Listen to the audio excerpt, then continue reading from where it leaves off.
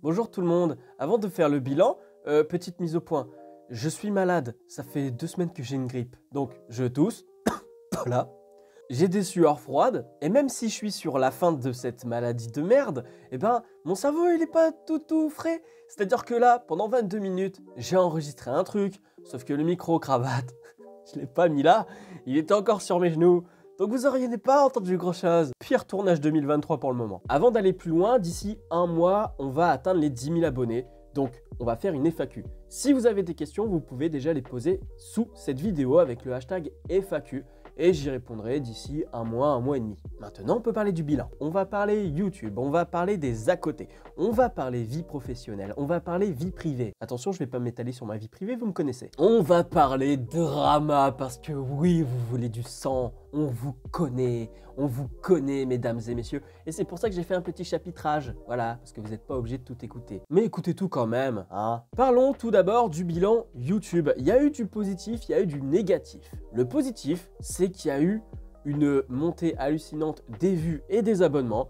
Et c'est dû notamment à un petit filon que j'ai trouvé. Les vidéos des sites de streaming pour voir des films et séries gratuitement et légalement. Donc à ceux qui diraient que mes stats ont augmenté suite à un certain 21 décembre, hein, non. Ça date depuis le mois de juin. Voilà. Et donc, qui dit augmentation de vues, dit augmentation de revenus. Donc, faut dire que là, sur cette année, en tout cas la moitié de l'année 2022, on va dire que je faisais entre 150 et 160 euros par mois. Donc c'est cool, tu vois, c'est toujours ça de prix. C'est toujours payer une misère comparé à tout le travail qu'on fournit, hein, ça c'est indéniable.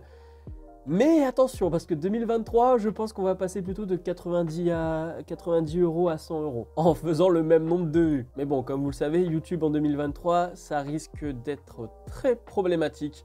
Que ce soit les sujets que je vais vouloir aborder ou alors même le revenu. Mais bon, si je faisais ça pour l'argent, il y a longtemps que j'aurais arrêté parce que c'est que maintenant, au bout de 8 ans, que je commence à avoir enfin un petit pourboire à ce niveau-là. D'ailleurs, je n'ai pas attendu 2023 pour risquer de me faire striker la chaîne parce que ces vidéos sur les sites de streaming pour voir des films et séries gratuitement et légalement, eh ben, je me suis pris des avertissements et donc j'ai ensuite pris un risque carrément de strike de la chaîne, parce que j'ai pris un vrai strike. La carte est pleine. J'en ai marre. Les vidéos étaient considérées comme de la publicité pour voir des films illégalement. Ah, je vous jure, j'ai pété un câble. Mais je vais pas revenir là-dessus, j'en ai parlé dans une vidéo, je vous invite à aller la voir, vous aurez tout ce qui s'est passé. Donc ça, c'est pour l'aspect entrepreneur, voilà, j'essaye de gagner ma vie avec YouTube, voilà, c'est plus ce côté-là. Maintenant, d'un point de vue personnel, d'un point de vue moral, bah, je suis assez content de ma chaîne cette année. Je pense que c'est la meilleure année que j'ai faite, au-delà des statistiques, parce que j'ai créé du contenu qui est d'utilité publique, avec les vidéos dont je vous ai parlé sur l'accès à des films et séries gratuitement et légalement, parce que je considère que la culture est accessible pour tous, elle doit être accessible pour tous, et surtout, la culture nourrit les esprits. Voilà, si t'as pas de culture, finalement, t'es un mouton, tu deviens teubé et tu passes ta vie devant tes PMP. T'as que le gratuit, mais mérité. Donc je suis assez content de ces vidéos parce qu'elles ont un intérêt public et elles fonctionnent au niveau des vues. Après, du coup, il y a des ingrats, hein. Putain, les mecs qui te disent « Ouais, tes vidéos, elles servent à rien. Moi, je veux voir le dernier Fast and Furious ou je sais pas quoi, le dernier Avengers, hein, que sais-je. » Voilà, il y a des ingrats. Il y a des gens qu'il faut éduquer. Et justement, il faut les éduquer par la culture. Donc, j'essaye de faire comme je peux, moi. Voilà, hein, mais bon, je vois bien qu'il y en a certains, c'est irrécupérable. Bref, je suis content de celle-là, mais je suis aussi content parce qu'il y a des vidéos où vraiment, je suis fier dans le montage, dans l'écriture, etc. La vidéo dont je suis le plus fier, je pense que c'est celle sur Edgin. Celle-ci, j'ai tenté quelque chose de nouveau sur la chaîne, quelque chose que je n'avais jamais fait, une ambiance tout à fait différente, sans humour. Et les gens qui ont vu cette vidéo sont plutôt contents du résultat. Alors, je suis très content de mon résultat, malheureusement, je suis pas content des vues, hein, parce que ça a fait quoi, 5000 vues, et je pensais qu'elle allait mieux fonctionner. Là, ça fait un an, hein, ça fait un an qu'elle est sortie, il y a eu que 5000 vues, et encore, il y a eu un pic, parce qu'à un moment, dans la série Netflix Dahmer, eh bien, ça parle de Edgin. Et donc, les gens ont cliqué sur ont fait des recherches, évidemment, et ils sont tombés sur ma chaîne, enfin, sur cette vidéo-là. Et je me suis dit, merde, encore une vidéo qui devrait fonctionner. Tout comme ma vidéo sur Disney, où je me dis, merde, les 3 petits cochons qui a été censuré, qui a même été auto-censuré par Disney, je me dis ça devrait fonctionner. Parce qu'on parle de Disney, parce qu'on parle d'un scandale Disney. Et je sais très bien que, vu les propos, YouTube l'aurait mis sous le tapis, mais j'ai pensé qu'elle se partagerait sur les réseaux, etc. Et là encore, rien. Alors peut-être que la miniature est pas ouf non plus, hein, je ne sais pas, mais en tout cas le propos qu'il y a dedans invite peut-être à partager. Il y a aussi ma vidéo sur Annabelle que j'ai faite pour le Boulogne Horror Show 2022, enfin, il y a des vidéos comme ça où je suis fier. Les 5 films similaires à Massacre à la tronçonneuse, pareil. 5 films similaires à Indiana Jones, j'en suis très fier aussi. Parce que cette vidéo marque un tournant sur les 5 films similaires, c'est-à-dire que maintenant, je vais inviter toujours quelqu'un pour proposer le 5e film. Carte blanche, voilà. Donc ça, c'est quelque chose qui va être un peu plus fréquent, c'est plus de collabs sur la chaîne. Et d'ailleurs, 2022, il y a eu pas mal de collabs, que ce soit ailleurs ou sur ma chaîne. Alors plus ailleurs, parce que moi, je prends jamais le temps d'aller vers les gens pour leur dire est-ce que tu peux faire ci, est-ce que tu peux faire ça, parce que je sais que ça prend énormément de temps. Tu le relances, t'as plus de nouvelles. Donc il faut aller faire des démarches pour aller demander à d'autres personnes. Et heureusement, j'ai trouvé une personne. J'espère que tout va bien se passer cette fois-ci. Donc voilà, il y a des choses dont je suis très fier sur la chaîne cette année. Je considère que c'est ma meilleure année YouTube, que ce soit au niveau des stats, voilà, il faut le dire, hein, les statistiques, on dit toujours ah, c'est pas ça pour les statistiques, fous-toi de ma gueule. Et souvent ceux qui disent ah oui mais moi je fais ça dans mon coin machin, c'est les premiers à se plaindre quand on les cite pas, hein, voilà. Alors qu'ils font juste du face cam, sans montage, sans rien, et après ils se plaignent. Certains se reconnaîtront, hein, c'est pas la peine de citer des noms. Et puis d'un point de vue créateur, parce que j'ai fait des vidéos dont je suis vraiment satisfait, c'est-à-dire que si je devais garder des vidéos pour montrer mon taf, eh bien la plupart ce serait 2022. Donc ouais, vraiment cool cette année. Même si c'est vrai que là, décembre 2022, c'était la merde parce que j'ai pas eu le temps de faire de grosses vidéos, notamment parce que j'avais beaucoup d'impératifs.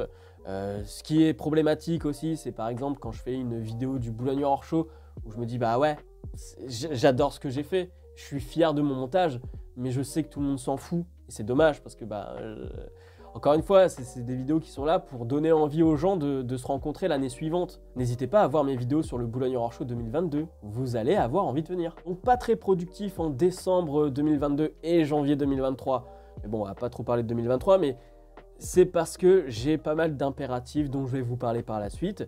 Et puis je me suis infligé d'autres éléments, d'autres réseaux qui font que c'est chronophage. Twitch par exemple. Alors Twitch c'est mon bac à sable, c'est du jeu vidéo, c'est du react. Parfois c'est des choses qui vont être directement sur la chaîne principale. Genre des interviews ou alors des reacts de mecs qui racontent des conneries sur le cinéma. J'ai pas été très régulier en 2022, il faut que je me fasse un planning un peu plus sérieux en 2023. Mais il y a déjà pas mal de choses qui vont se faire. Là, derrière moi, vous voyez 2 boîtes de Lego. Ce sera en live, évidemment. Bref, rejoignez-moi sur Twitch. On va s'amuser tous ensemble. Et puis, il y a TikTok aussi, qui est plutôt une vitrine pour que les gens de TikTok viennent sur YouTube. Alors ça, c'est compliqué parce que le public de TikTok n'est pas le même que sur YouTube. Hein, on va pas se le cacher. Donc, c'est compliqué de les faire basculer. Donc, c'est principalement des extraits de mes vidéos YouTube.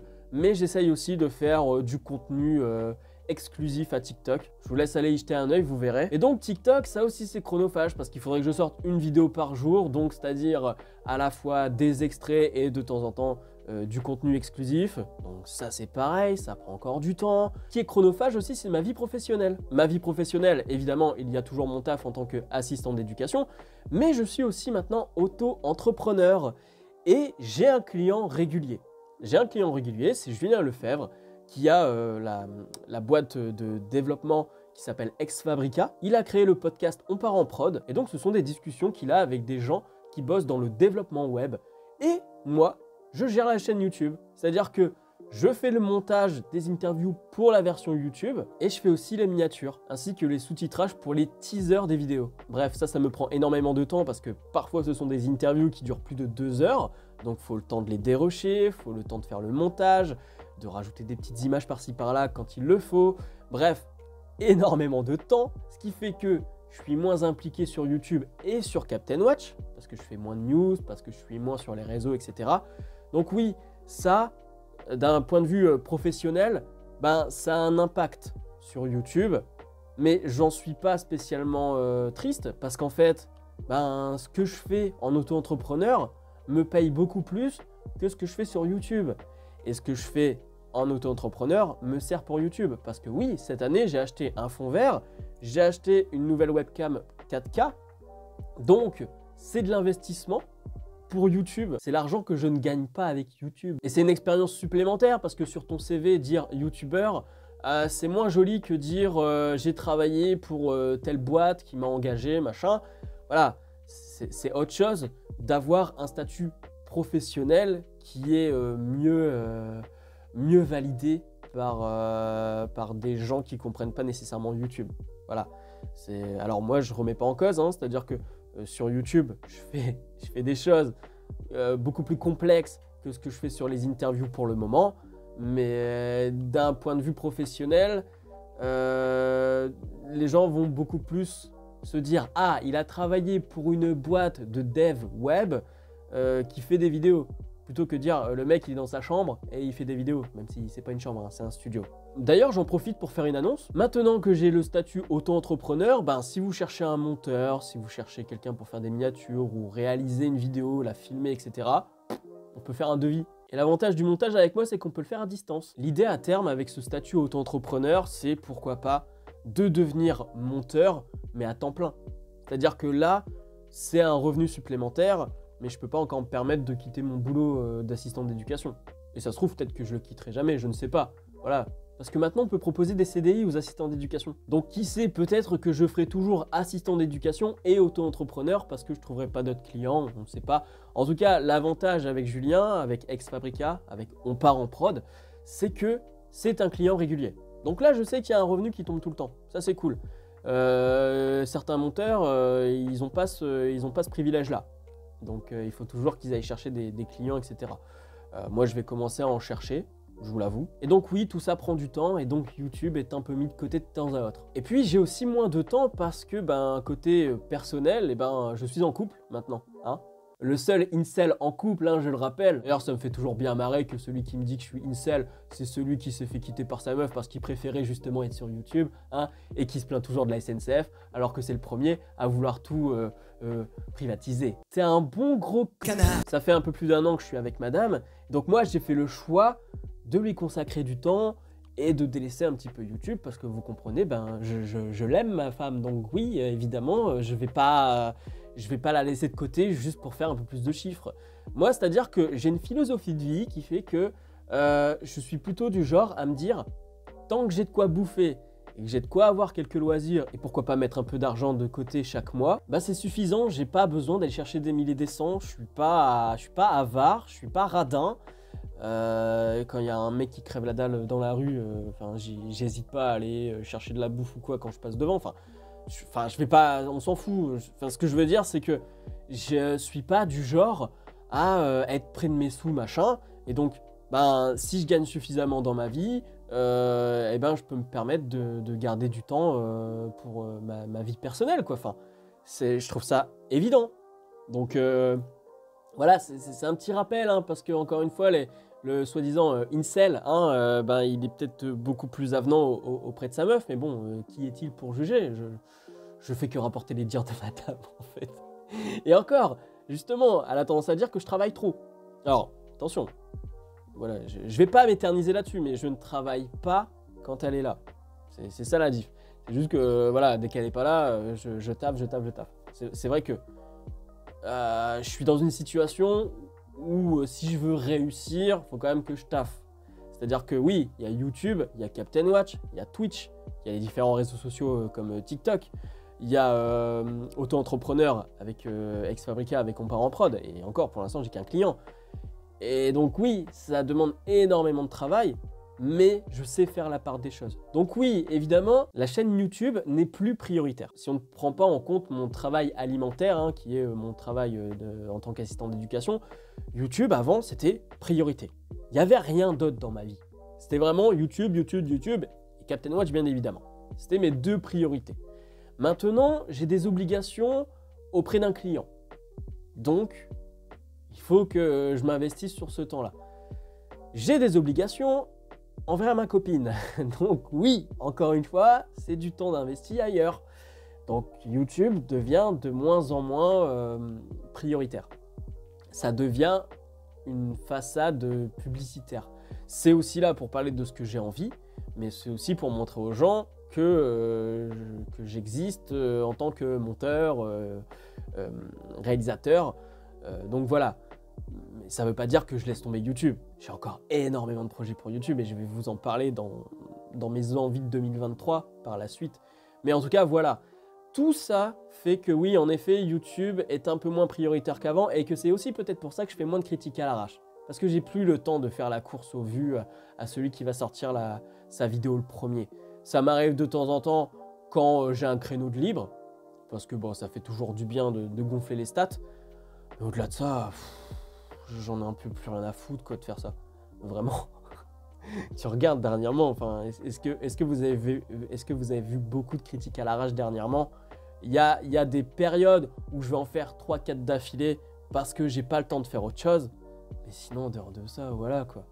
Donc oui, YouTube, je veux rester productif, mais en effet, ça va être moins dans l'objectif de faire de la stat à gogo. J'aimerais faire plus de vidéos stylées comme Edgin.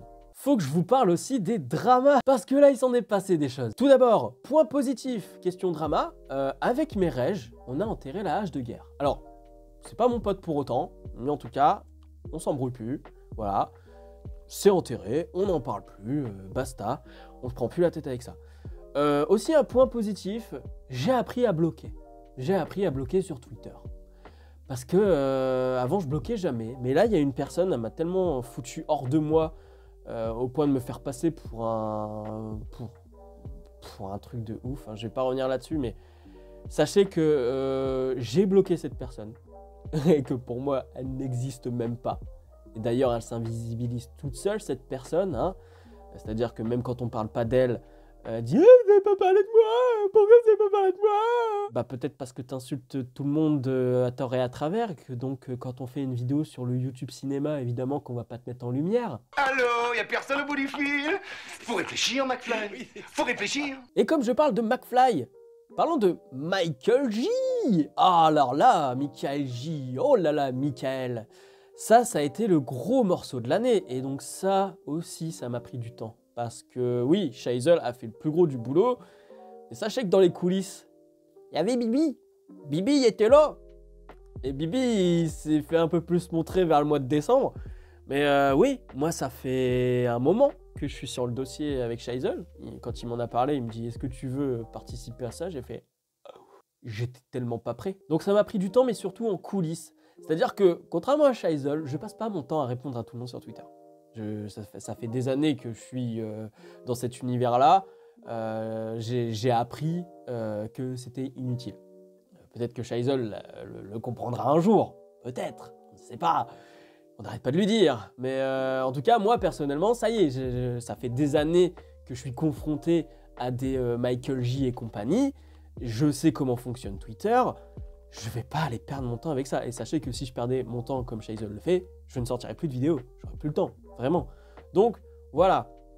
C'est un bordel sans nom. Et 2023 s'annonce tout aussi bordélique parce qu'on en apprend tous les jours. Et puis, j'ai fait une petite découverte aussi. Le croisardé. Enfin, le croisé, pardon. Le croisé. Lui je vais encore m'occuper de son cas bientôt.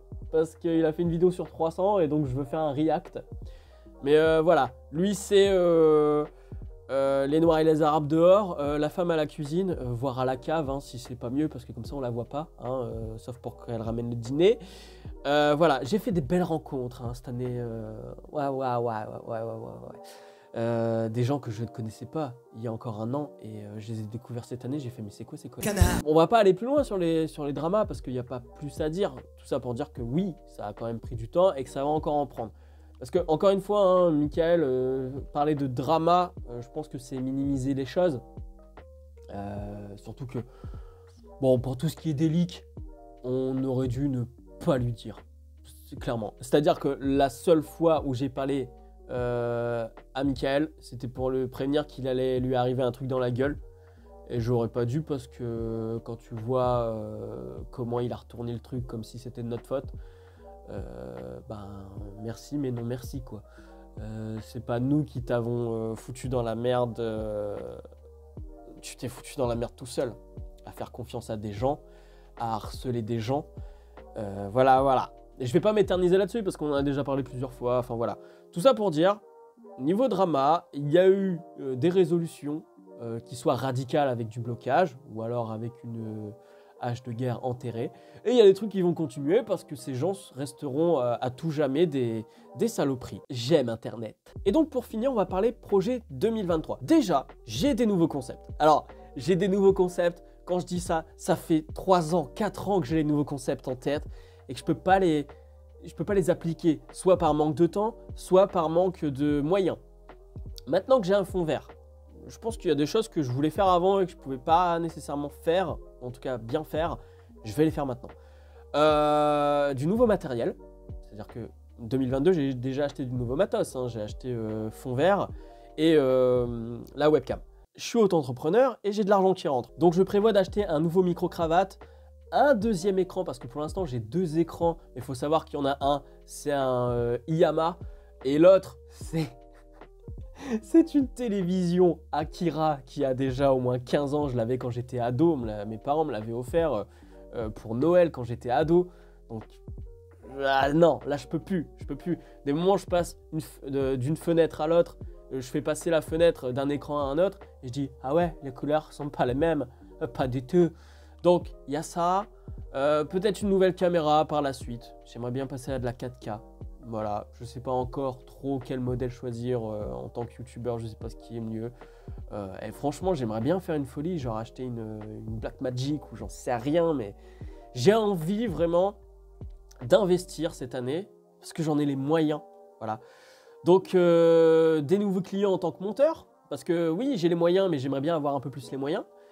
Et puis, plus de collabs avec les youtubeurs. Et pas que des youtubeurs cinéma. C'est-à-dire que, en fait, avec les 5 films similaires, j'ai trouvé une astuce pour faire venir des gens qui ne parlent pas nécessairement de cinéma, mais plutôt des thématiques, pourquoi pas des films similaires. Genre, je vais prendre un exemple simple. Jurassic Park, c'est de la paléontologie.